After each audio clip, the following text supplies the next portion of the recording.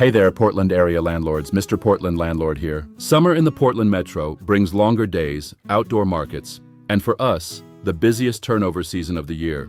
New tenants moving in, others moving out, and the combination of heat waves, occasional thunderstorms, and those persistent Pacific Northwest pests can turn small maintenance oversights into full-blown habitability headaches before you know it. According to trends we're seeing in the PAROA helpline logs and member discussions, maintenance and habitability questions consistently rank among the top inquiries, especially when weather shifts or turnover volume spikes. The proactive landlords who treat summer as a compliance checkpoint, not just a busy season, are the ones protecting cash flow, reducing deposit disputes, minimizing complaint risks, and keeping good tenants longer. The foundation is ORS 90.320. You must maintain the dwelling unit in habitable condition at all times during the tenancy. A unit is considered uninhabitable if it substantially lacks effective waterproofing and weather protection, properly working plumbing and hot and cold running water connected to an approved system, adequate heating facilities in good working order. Yes, that obligation doesn't vanish even in summer. Safe electrical systems, clean and sanitary conditions free from debris, rodents and vermin including the grounds and appurtenances you control, adequate garbage receptacles, floors, walls, ceilings, and stairways in good repair, working ventilating or supplied appliances, smoke and carbon monoxide alarms where required, and working locks on entrance doors plus latches on accessible windows. For buildings where construction permits were issued on or after April 1, 2024, there's an additional requirement: adequate cooling facilities that provide cooling to at least one habitable room, not a bathroom, and maintained in good working order. This can be central air, a heat pump, or even a landlord-provided portable unit. The obligation is ongoing. You can't just install it and forget it. These are minimum statewide standards. Local rules layer on top, and enforcement varies by jurisdiction. That's why knowing exactly where your property sits matters so much. Determining jurisdiction is straightforward. Use portlandmaps.com, enter the address, and check the jurisdiction field. If it says Portland, city rules under Title 29.30 apply in addition to state law. Unincorporated Multnomah County follows Chapter 21 of the County Health Code, which draws from the International Property Maintenance Code, and emphasizes health and safety items like structural integrity, heating, pests, mold prevention, and sanitation. Washington and Clackamas counties rely primarily on state habitability standards, plus their own health and nuisance enforcement standards. Generally lighter on dedicated rental inspection programs than Portland or Multnomah. Gresham and other cities within Multnomah have their own rental housing inspection programs. When in doubt, check the map or call the local code compliance office before a tenant does. And now, a couple shameless plugs. Hey, if you're a Portland area landlord, come join the community over at www.paroa.org. We've got education, forms, networking, and we fight for your rights at the legislature.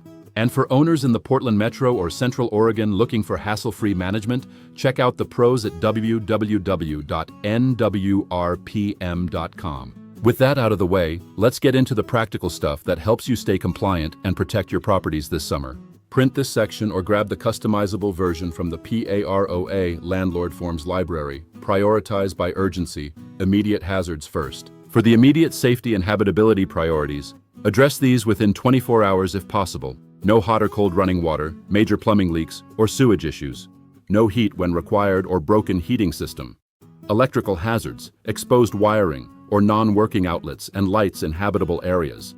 Active pest infestation posing health risks such as bedbugs, rodents, or significant mold. Missing or non-working smoke alarms or carbon monoxide alarms where required. Broken or non-working locks on all exterior doors or latches on accessible windows. And any condition making the unit unsafe for normal use, for example, structural failure or severe dampness. On the preventive and seasonal summer priorities side, complete these during turnover or early summer. HVAC system serviced. Filters changed and tested, including cooling verification on newer permitted buildings. Plumbing and hot water heater checked for leaks, proper temperature, and good working order. Electrical panels, outlets, and lighting confirmed safe and functional. Smoke and CO alarms tested and batteries replaced where applicable. All entrance doors and accessible windows lock and latch properly with keys provided.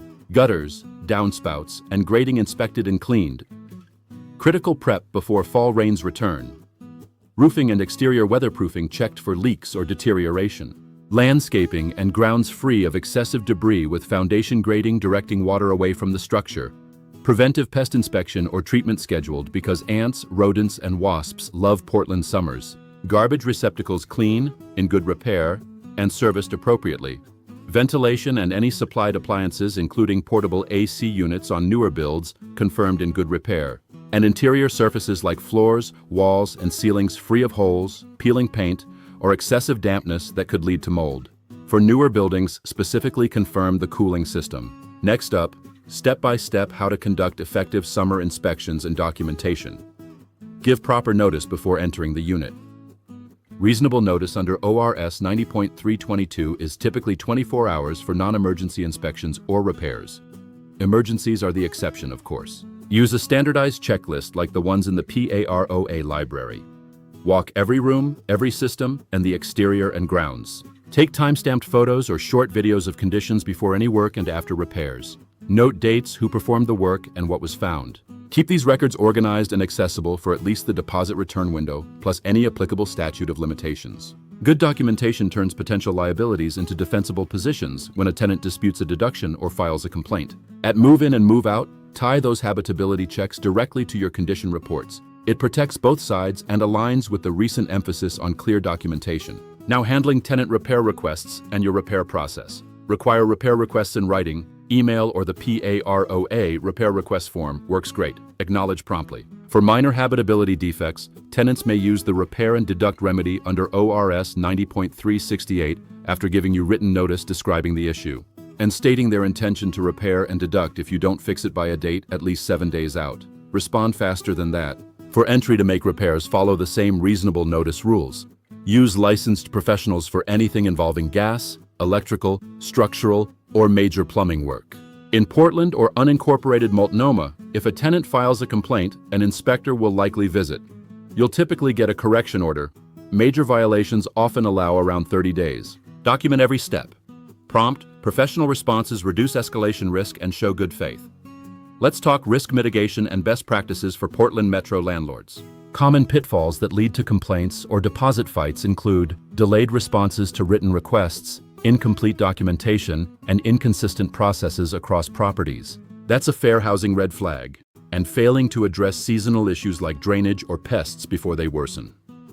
Keep records of every inspection, request, repair, and communication. Consistent policies and documentation help demonstrate you're not retaliating when you enforce rules or pursue collections. Newer data privacy considerations also apply. Proactive programs such as weatherization referrals where available, or move-in Multnomah incentives in some cases, can support compliance while building goodwill. And remember, in a market with rent caps still in play for many properties, retaining good tenants through responsive maintenance often beats the cost and hassle of turnover. So, what's your biggest summer maintenance headache or habitability challenge this year? Drop it in the comments below. I'd love to hear from fellow Portland landlords. Hey, if you're a Portland area landlord, come join the community over at www.paroa.org. We've got education, forms, networking, and we fight for your rights at the legislature.